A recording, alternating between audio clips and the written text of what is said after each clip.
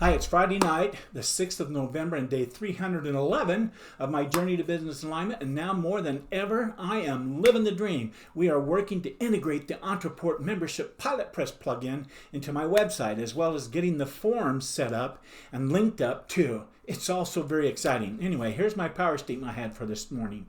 Reach out to Ontraport.com and get the setup documents from Darren and give them to, or the link that he provides me, to Fahad, and ask Fahad to start the process of integrating the Ontraport.com membership Pilot Press plugin system. And I will study the system so that I'm in a better position to understand everything that's going on. Today was a fantastic day, I have to tell you. I spent a little time on the Ontraport.com website trying to find tutorials and documents and explanations about every feature imaginable. You can't believe it. There is so much to this powerful software program with all of its integrations and features and tools that I can't even imagine that it had all this. I had no idea how much I got from signing up with this powerful tool. So anyway, here's what I had on my to-do list for today. Right here's Fridays. It looks small. Got that done, but I also got this list done right here. I got that done. I also got this email campaign, as I know, got that done. And I had some extra to-do lists off of that. That's not even counting the master task list. So those are some fantastic list after list after list. Today, like I said, was a fantastic day. My most important task today was to get the documents and or links to the instructions on how to integrate the Ontraport membership system to my website so Fahad can get that done as quickly as possible. My fun task for today was to play around on the Ontraport.com website so that I am more familiar with all of its features and programs that I can use going forward. And my exciting task for today was to update my overall master task list I'm so excited about. There is only 2.5 pages left to do on the Ontraport.com system, and it'll be finished. So let me show you something right here, if I can find it. There they are. Here's those pages right here. And one more page. So I got this page, which is the Ontraport system. That's all that's left to get that integrated. And the forms integration, those things that need to be done there. And then I've done this appointment integration. So that one I can probably, so it's 2 pages. I forgot. Man, oh man, that is so exciting. Okay. Before I get ahead of myself, let me go forward with my end of the day success routine questions. Get honest with yourself, Marty. What didn't go well today, or what could you have done today that you could do better? Did you wake up early and start strong? Did you start your morning with power? Did you get so many things done that you feel like you were productive throughout the day? Yes, yes, yes. Did you get the most important things done? Yes, I did. Did you move goals forward through the pieces of the portal of my mind out into the world of the physical by manifesting? That's done through action. Did you show up as the person you wanted to? Yes, I did. What about your personal time with Kathleen? Friday dates are great. I was present. And here's my end of the day success routine accountability questions. Were you honest with yourself about today's task, Marty? In other words, did you keep your promises that you made this morning?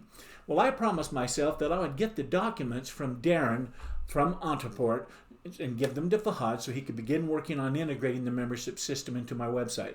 I also promised myself I would familiarize myself with the Ontraport.com email system more thoroughly so that I can spend less time in the future getting a single email campaign out like I had to do with yesterday. I accomplished both tasks and I feel really good about it, so I learned a lot. The next question is, what movies did you watch during your mindfulness time today, Marty? Did you make time for them? And were there any new instant preplay movies that called up onto your mind? Well, besides my must-see TV favorite 5 movies, I watched a short instant preplay movie of going on the Ontraport.com website and moving all around in it and surfing into it and clicking and clicking and clicking like I knew what I was doing. Of course, I really didn't, but I imagined that I did, and it made me really excited because of all the things that I can see it doing for my business going forward. I can't wait until I really know all that I thought in my mind that I did, and that's going to be exciting. My next question says, what's the one thing that would make all the difference going forward? What's that one thing that you can do better even if the day went sideways, getting it done? Well, until I launch my website, I really do think that I'm going to stick with the one thing I said I can improve on going forward, and that would be make the biggest difference in my daily work, my daily routine. And that's to continue working on my thought management. I'm just going to keep that. It's so powerful. With the many negative circumstances that seems to be popping up around us all lately and in my life, doing this thought management will certainly make the biggest impact on what I get done each day. I'm still using the CT-FAR model throughout the day for myself every day now, and I know it is really playing a major role in me staying focused and having right thinking. I love reading my win the day routine. It is getting that right thinking in place. So with that said, here's what I came up with for tomorrow's power statement. I'll see that Fahad came up with I'll see what Fahad comes up with in the term of the membership system and how hard it's going to be for him or how simple it is to integrate that plugin. Once he starts integrating into my website, I will work as fast and hard as I can to finish those 2 pages that I showed you here so I can launch the website. The next question I want to answer at the end of every day, and that I do answer before I go to bed, and it's part of my end of the day success routine, is to ask myself, were there any mistakes? Or were there any failures that I can turn into a tool of success going forward? Well, because I was using a brand new platform for doing this email campaign I talked about the last couple of nights, I made a ton of mistakes and had to start over and over and over again. And I had to go searching for answers and where to see this and where to click that and what does this do and what does that do? Well, by pressing forward and reading and watching tutorial videos and talking by chat with a couple, 3 or 4 support people from Ontraport, I pushed through it and got the job done. So it feels so great. The next question is, what was your biggest success today, Marty? In other words, what did you do well today? I think my biggest success was clicking off of several tasks, checking off, boom, boom, boom, that have been accumulating, that I showed you, those 3 pages of tasks all checked off. That's my biggest success today, and that's great because my master list is shrinking. It's just fantastic. I sure think it is anyway. I think that most of these tasks are going to get done faster than I think I can get them done, and that just is so exciting to me to get them coming off much faster than I think it's going to take, and that's really happy days. Anyway, let's continue with my end of the day success routine. It's time to rate my day's effort. Reviewing today's effort and what I was able to get done today, I decided to give myself the effort anyway a 9, and that's because I worked at the speed of 9 today. I don't think I worked at my peak, but I do think it was a very good day of getting things done and through the portal of my mind in the world of the physical. I got a lot done, and I learned a ton too. Okay, I want to end the day strong. Here's what I'm grateful for today. I'm grateful for the principle that says we get whatever we focus on in life. We attract negative things when we spend our life focused on negative things. When you ask people what they want out of life, far too many of us spend most of the time telling what we don't want or what we no longer want to experience, as opposed to what we do want.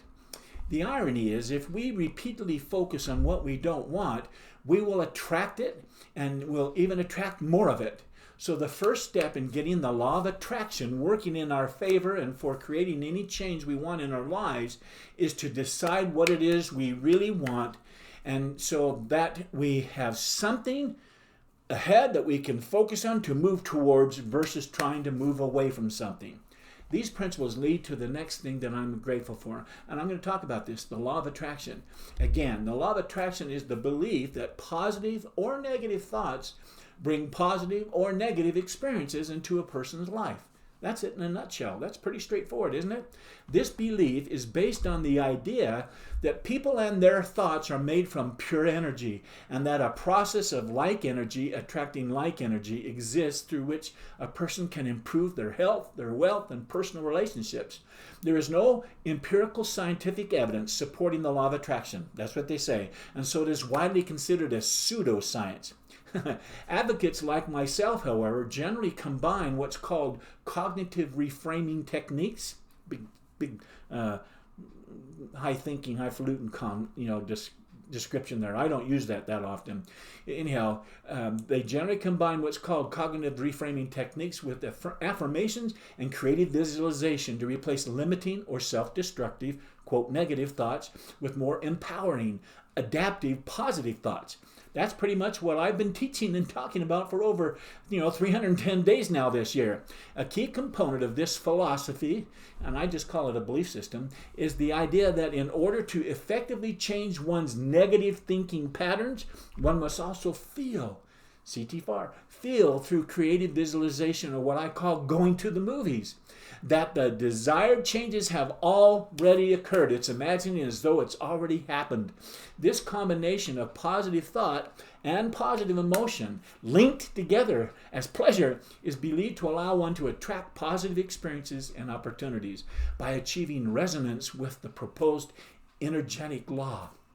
I call this the incomprehensible it, or the vibrational mind. Croy Sather calls it the vibrational mind. It's going out to the universe and attracting and calling back ideas. Supporters of the law of attraction mention scientific facts and use them as arguments in favor of this law.